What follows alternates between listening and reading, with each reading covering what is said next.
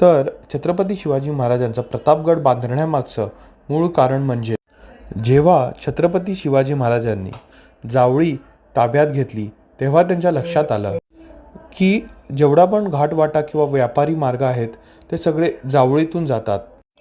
कारण महाड हे एक आंतरराष्ट्रीय बंदर होतं त्यावेळी आणि महाराजांना लक्षात आलं की इथे आपलं एक चेकपोस्ट असलं पाहिजे.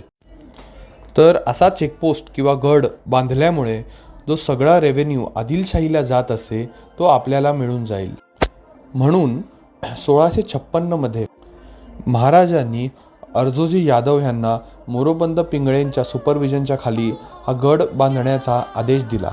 आदिलशाही एक आर्थिक सत्ता असल्यामुळे त्यांना जवळजवळ त्यांचा 30 ते 40% रेव्हेन्यू हा गमवावा लागला फक्त ह्या प्रतापगडच्या बांधणीमुळे. आणि ह्या कारणास्तवावर बिजापूरच्या अली आदिल शाह आणि बडी बेगम यांनी त्यांचा मातबगार सरदार अफजल खान मोहम्मद शाही याला शिवरायांवर पाठवले.